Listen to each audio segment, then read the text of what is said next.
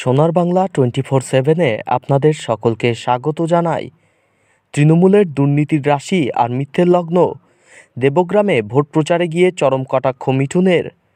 নদিয়ার দেবগ্রামে বিজেপি প্রার্থী অমৃতা রায়ের সমর্থনে শোভাযাত্রা করেন মিঠুন চক্রবর্তী।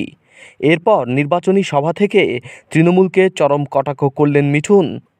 এদের দুর্নীতির রাশি আর মিথ্যের লগ্ন বললেন বর্ষিয়ান অভিনেতা তথা বিজেপি নেতা। পাশাপাশি নাম না করে মহুয়া মৈত্রকে তিরস্কার করলেন তিনি। এরা কি বলে যে 100 দিনের টাকা দিচ্ছে না, এই টাকাটা কি বিজেপির? টাকা দিচ্ছে না, টাকাটা কি বিজেপির? টাকাটা ট্যাক্স পেয়ারের টাকা, আপনার আমার ট্যাক্সের টাকা, সেটাই মানুষকে দেওয়া হয়। তো বিজেপির টাকা করতে হবে, নাম্বার 1। নাম্বার 2, কতদিন ধরে বলা হচ্ছে যে আপনাদের যে 100 দিনের টাকা দেওয়া হয়েছে তার হিসেব দিন, কিন্তু হিসেব কেউ দিচ্ছে না। এই হিসেবটা কে দেখে? বিজেপি না, ক্যাগ, CAG, ক্যাগ বলে একটা সংস্থা আছে। তাদের কাজই হলো সমস্ত সমস্ত সমস্ত যত রাজ্য আছে তার হিসেব দেখা। শুধু পশ্চিমবঙ্গের হিসেব নয়, সমস্ত রাজ্যের হিসেব এই ক্যাগ দেখে। তারা অডিট করে, অডিট করার পর ওরা লিখে দিয়েছে যে পশ্চিমবঙ্গ হিসেব দেয়নি, এদের টাকা দেবেন না। তো এইটা বলছেন না কেন?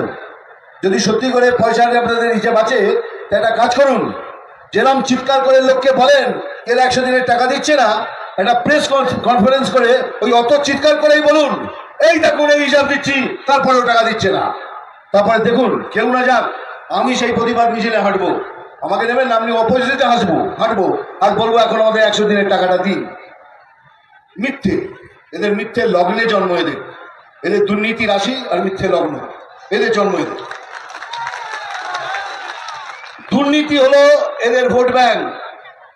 আপনাদের নমস্কার, এখানে অনেক মুসলমান ভাই বোন আছে, তাদের সালাম আলাইকুম আদাব। আপনাদের বলা হয় না মুসলমান না আমাদের ভোট ব্যাংক, না, এদের ভোট ব্যাংক হলো কারাপশন, দুর্নীতি। দেখুন আপনি, কেউ কেউ ডাইরেক্ট দুর্নীতি করে, আর যদি আপনার কোনো বন্ধু বান্ধব থাকে, আমি বলছি না সবাই, 90% দুর্নীতি করে।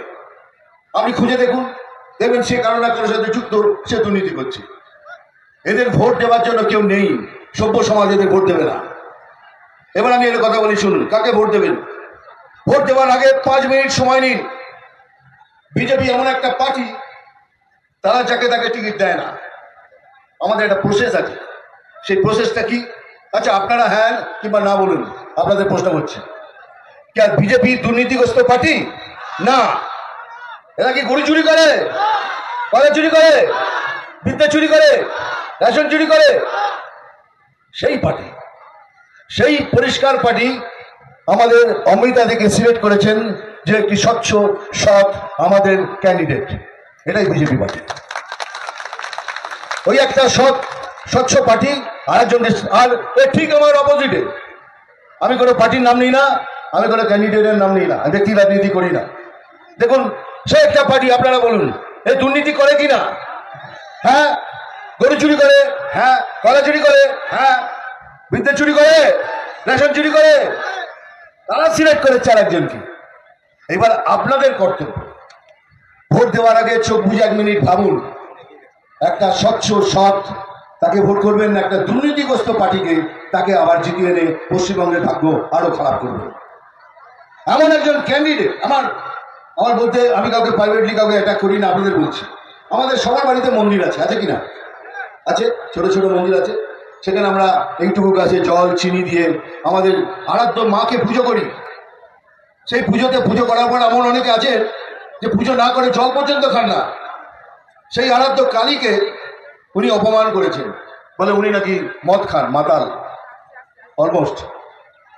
আপনারা সেই তাকে ভোট করবেন যে আমাদের আরাধ্য দেবীকে এইভাবে অপমান করেছে? কেউ করবেন?